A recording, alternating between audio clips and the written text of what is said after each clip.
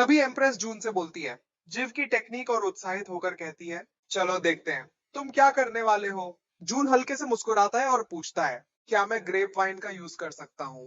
तभी एम्प्रेस की दोनों सोल्जर जून को गुस्से से घूरने लगती है। एम्प्रेस एक ठंडी सांस लेती है। ठीक है, जो करना है करो, और अपनी दोनों सोल्जर को इशारे में बोलती है, तुम दोनों यहां से जाओ। जून एक ग्लास लेकर धीरे धीरे बोलता है, मैंने सुना है कि जब आप सोल्जर थी तब आपको वाइन पीना बहुत पसंद था, और पिछले कुछ सालों में वेस्ट सिटी की ग्रेप वाइन आपकी फेवरेट वाइन बन चुकी है। इसलिए मैंने एक नई विधि बनाई है वाइन को सर्व करने की। वो एक ग्लास में वाइन डालकर उसे हिलाने लगता है। मन में सोचता है, रॉयल फैमिली के लिए इस वाइन का रंग और टेक्सचर परफेक्ट है। अगर ये वाइन मेरे मॉडर्न टाइम में मिलने लगे तो इसकी कीमत हजारों में होगी।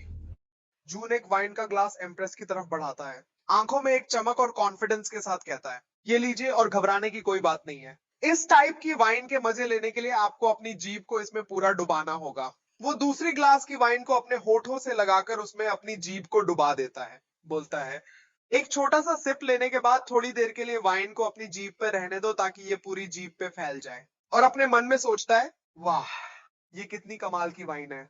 एम्प्रेस जून को ये सब करते हुए ध्यान से देखती है, फिर खुद भी वही करती है जैसे कि जून ने कहा था। एक एसआई लेते ही एम्प्रेस की आंखें चौड़ी हो जाती हैं और वो एनर्जी से भरकर बोलती है, ओह वाह, कितना अच्छा है ये। एम्प्रेस अपने हाथों से इशारा करते हुए कहती है, सभी के सभी ग्रेप वाइन यहाँ ले आओ। मैं देखना चाहती हूँ कि तुम इस वाइन से और क्या क्या कर सकते हो।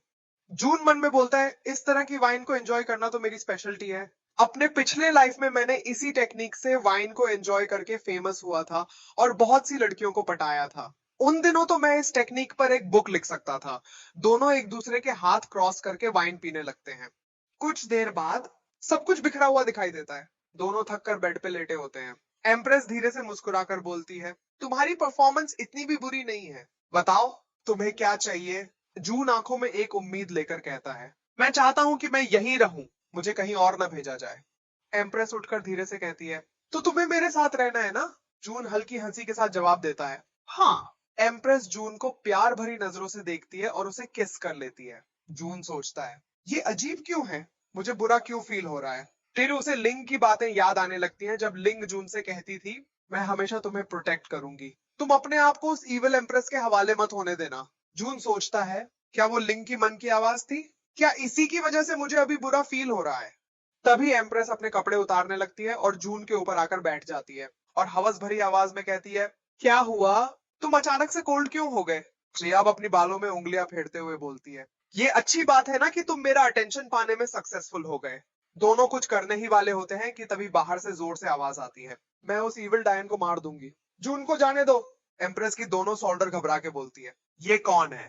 तभी गेट से एक लड़की भागते हुए एक हथियार लेके आती है और एम्प्रेस के सीने पे अटैक करती है। लेकिन एम्प्रेस की गोल्डन शील्ड एक्टिवेट हो जाती है जिससे उस लड़की का अटैक फेल हो जाता है। ये सब इतनी जल्दी हुआ कि किसी को समझ ही नहीं आया कि अभी यहाँ क्या हुआ। तभी वो लड़की एम्प्रेस की गोल्डन शील्ड देखकर डर के मारे चौंक जाती है। तभी जून बोलता है, ये आवाज तो उसकी दोस्त की है और ये यहाँ एम्प्रेस को मारने क्यों आई है। फिर हम देखते हैं कि एम्प्रेस गुस्से से अपनी शील्ड को अपने चारों तरफ फैला लेती है और लिंक डिसअपॉइंटमेंट से हर एंगल से अपने वेपन से, जिसमें ब्लैक शैडो की पावर होती है, उसे अटैक कर रही होती है। लेकिन एम्प्रेस को कोई फर्क ही नहीं पड़ रहा होता है और थोड़ा मुस्कुरा के बोलती है, तो तुम्हारे पास ब्लैक विंड शैडो की एनर्जी है, इसका मतलब तुमने एफए फैमिली की लेवल 5 की कॉम्बैट स्किल सीख ली है।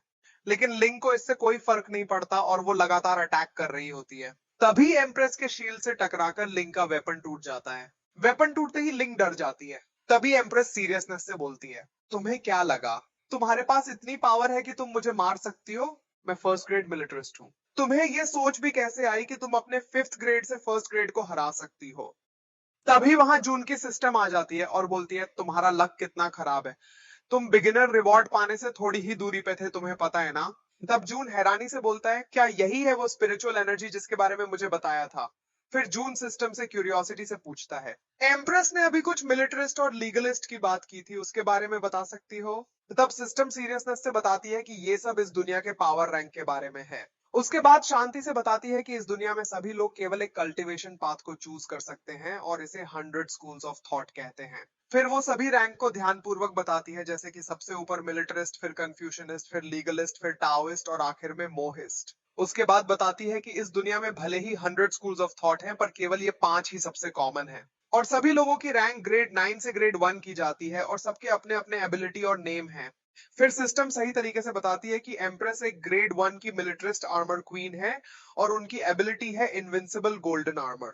वहीं दूसरी तरफ लिंग एक ग्रेड 5 की विंड शैडो है और उसकी एबिलिटी है सेकंड शैडो। और इसके हिसाब से लिंग के लिए एम्प्रेस को हराना लगभग नामुमकिन है। अब जून चिंता से बोलता है, इन सब के बावजूद लिंग एम्प्रेस से क्यों लड़ रही है? क्या उसे अपनी मौत का डर नहीं है? तब सिस्टम सोचते हुए बोलती है, मुझे लगता है उसने सोचा होगा कि नशे की हालत में एम्प्रेस की डिफेंस कमजोर होगी या फिर उसे तुम्हारी चिंता हो रही होगी और तुम्हें देखकर लग रहा है कि तुम भी उसकी परवाह करते हो, है ना? तब जून सिस्टम से क्यूरियोसिटी से बोलता है, तो क्या मैं भी इस 100 स्कूल ऑफ थॉट को पा सकता हूँ? तभी सिस्टम सीरियसनेस से बोलती है, बिल्कुल नहीं। क्या तुम भूल गए कि इस दुनिया में केवल औरतें ही इस स्पिरिचुअल एनर्जी को यूज कर सकती हैं? तभी एम्प्रेस लिंग का हाथ पकड़कर बोलती है, आखिरकार पकड़ दी गई ना? फिर एम्प्रेस लिंग का मास्क उतारते हुए बोलती है, चलो देखते हैं कि ऐसी कौन है जिसने मुझे मारने की कोशिश की है। तो तभी जून लिंग को पकड़कर दूर कूद जाता है और दोनों जमीन पर गिर जाते हैं और वहीं पर जून लिंग से विनती करते हुए बोलता है, जल्दी करो, तुम यहां से भाग जाओ, तुम एम्प्रेस का कुछ नहीं कर सकती। एम्प्रेस को लगता है कि लिंग जून को भी मार देगी, इसलिए गुस्से में बोलती है, उस आदमी को कुछ मत करना। अगर तुम सच में एक औरत हो तो मुझसे वन ऑन वन फाइट कर, जैसे कि नॉर्मल वर्ल्ड में आदमी बोलते हैं। मर्द का बच्चा है तो मुझसे आकर लड़। वापस कहानी पर आते हैं। उधर जून लिंग से धीमे आवाज में बोलता है, मेरी बात सुनो, मेरे दिल पर वार करो, नहीं तो तुम यहाँ से बच के नहीं जा सकती हो। फिर तभी एम्प्रेस चिल्लाते हुए बोलती है, इससे दूर हो जा हरामजादी, और अपने हाथों में एक एनर्जी बॉल बनाकर लिंग के पेट में जोर से मारती है। वह इंपैक्ट इतना ज्यादा था कि लिंग उसकी वजह से दीवार में जाकर टकरा जाती है।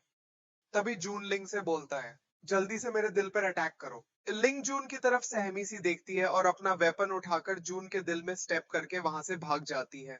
ये सब देखकर एम्प्रेस जून के पास भाग के आती है और बोलती है, जून क्या तुम ठीक हो? कोई जल्दी से साई डॉक्टर को बुलाओ।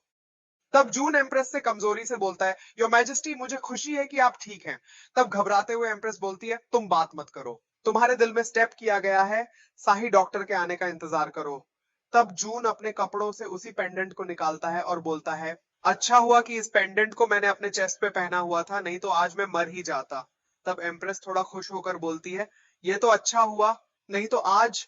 और एम्प्रेस जून को प्यार भरी नजरों से देखती है और उसे किस कर लेती है। ये सब देखकर जून शर्मा जाता है।